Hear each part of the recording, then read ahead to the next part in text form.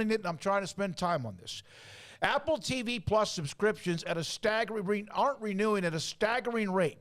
UBS's survey found that only 51% of its users auto-renew, as compared to 64% Prime Video, 63% for Netflix, and 60% for Disney Plus.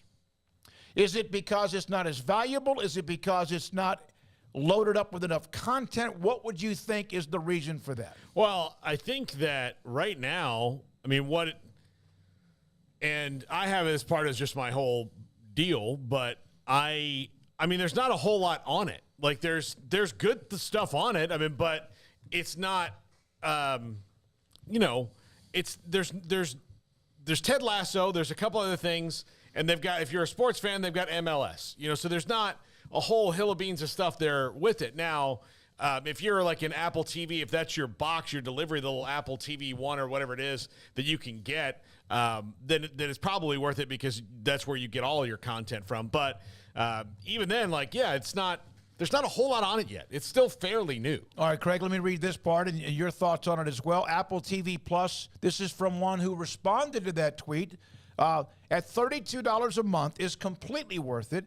The fitness app, Apple News, Apple Music, and a TV network with the highest ratio of hits at bats. Integration with all devices seamless. My phone is my TV remote, and Apple TV Plus is my home base for all of my streaming content. I mean, good for that person, but everybody's different. Yeah. So, I mean, yeah, that's one example of one of millions of people who watch TV. So for that person, Apple makes all the sense in the world, and they have, what they said, a $32 bundle. So, I mean, I don't even know what that is. I guess that's like you have everything that's Apple, music and all of that, because I don't have a $32 bundle and I have Apple TV. I have, like, whatever the bare minimum is. And I don't even know really why I have that. I think at this point I only have Apple TV because it was free because of, like, a deal when I got my phone. I got, like, several months of it. But besides that, why don't people auto-renew it? Because it's just not, like, must-have for me. I don't have a service just because it's the same brand as my phone and my laptop. That doesn't mean it's worth watching just because it's Apple-related, in my opinion.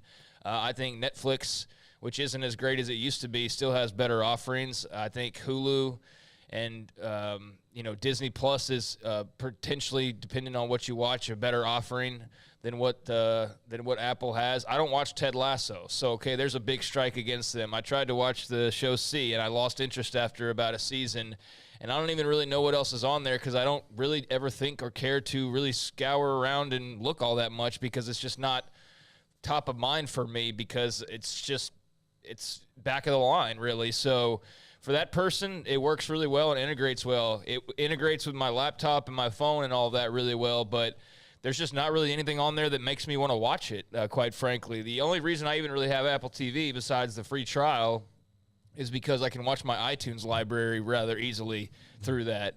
And I have a bunch of movies that I bought over the years on the cheap. And so if there's nothing else on TV or I just want to watch a movie, then I can just flip on Apple TV and there's my entire library. That's the basic reason why I have it. Not any original TV show that they have, not anything movie-wise.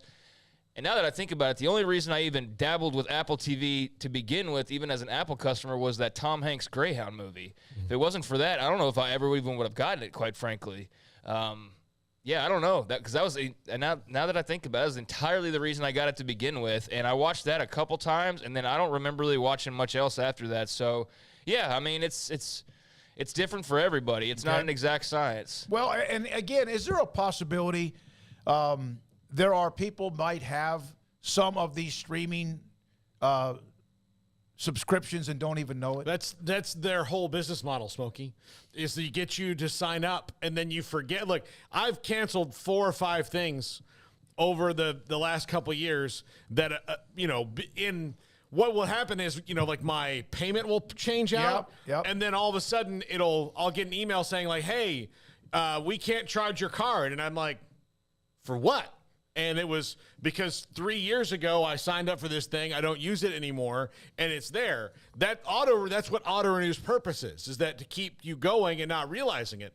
It's why, there are several subscriptions I have. As soon as I pay the bill on the special, that I have a little 365-day alert that please make sure you turn off auto renew and then wait another week and go back in for the special. So I get the deal every time. I'm not paying full price. But yeah, there's tons of things.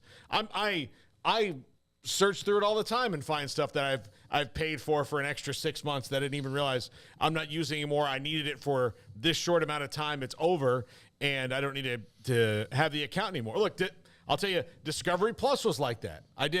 When Amanda moved in, she wanted to watch a couple shows on Discovery Plus, so I signed up for the $4.99 a month introductory offer. She finished the show she was watching on it. I totally forgot about it, and then one day I was like, the year changed, my card changed. It said, we can't charge your card. I was like, well, good news for me. Yeah. But I'm kind of pissed that I probably paid $80 of something I watched, not even me, like she watched for 3 weeks. Yeah, no, I get it, and I've even talked to you, and we're bringing this up because there's so many moving parts now with the college football television deals and media deals and whatever might happen with the Pac-12. By the way, Dick Harmon from Deseret News out of Salt Lake City will join us today at 3:30, and his thoughts about what's happening around the Pac-12 and its future, or some of the stories that have come out this week. So we'll have him today at 3:30. But yeah, I started to finally, and it's, I watch when they come through. But it may be $12 here but I started to, I cut back Netflix. I got it back because of Full Swing. My cable bill just started getting to the point where it was like, my God.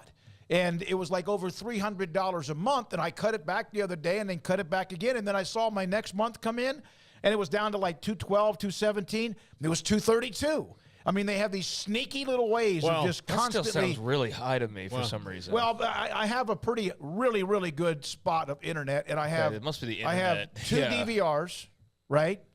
Two DVRs, and I have. I don't know. I mean, it is high, and that's why I said, listen, I just don't need that. It's not a cost-cutting thing with me as much as I don't know where all this stuff's coming from. And the other thing that they do, like, here's the thing. Auto renew is one, and two, if you're with certain companies, the customer service is so terrible. Like, I need to change my plan with DirecTV, but waiting on hold for that long I've got to do it before baseball season starts, so I don't get charged for all this stuff I'm not going to watch this year. But I haven't had the patience or the time. It's like, the estimated wait time is 48 minutes. I'm like, well, what am I supposed to do for that time? Just sit here? Not go on with my life. So, and I think that's intentional because they're like, all right, well, I guess I'm going to get the Pirates again this year. And even though I don't care. I mean, let's cut to the chase here. The reason why you're talking about this is because of the Pac-12. Yeah, so, that's what I said. Basically, what are you asking is, like, are people going to be all for, purchasing Apple TV and having that amongst their other options that they have? And how much do you want to pile onto that? I think I said yesterday or the day before, a lot of it will depend on what the offerings are, or what kind of offer it is. But if they expect me to pay full price for Apple just to watch Pac-12 once a week on Friday nights, I don't know that I'll do that.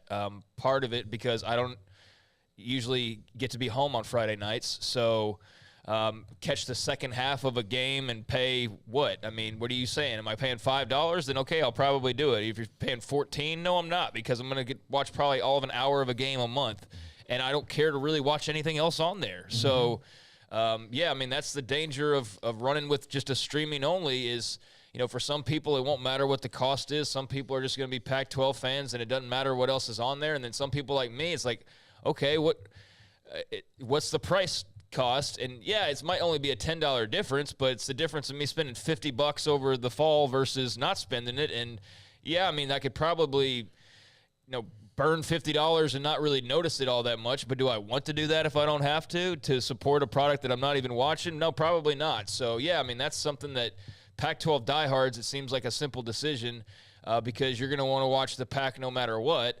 But outside of that, I mean, and again, what are the offerings? Are you giving me USC at all? Or am I just getting purely, the game that's kicked to the back of the line that is this a game of the week really, truly? Is Oregon on there versus Utah at all? Like, what kind of matchups are we talking about? Because, yeah, I mean, you're going to have to entice me with something other than just, hey, this is Pac-12 college football. I'm going to need more than that and a cheap price tag to dive into that and really make an investment. It took me a while before I sunk in on ESPN Plus, and there have been some broadcasts that to me have not been very good at all. The technical part of it or the audio or both, and that could be it. And, hell, we have our issues at times with the buffering, and we're in the middle of going through a lot of different phases to change that. It's part of when you rely on technology.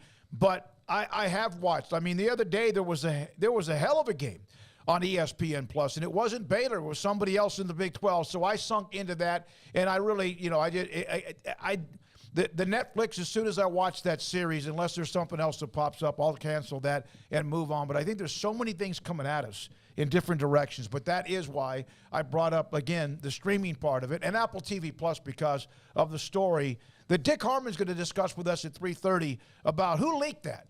Who leaked that story? Who leaked Apple TV Plus to, and there's his quote, the Pac-12 commissioner has to feel like a piñata getting spun and hit from all sides based on who leaked the story to Andrew Marchand, or did Andrew Marchand, who's an incredible writer, business reporter, he himself just found it, went with it, had the due diligence, and also put it up earlier in the week. Yeah, we have $5 super chat from Jason W. Paul, with all the well-sourced stories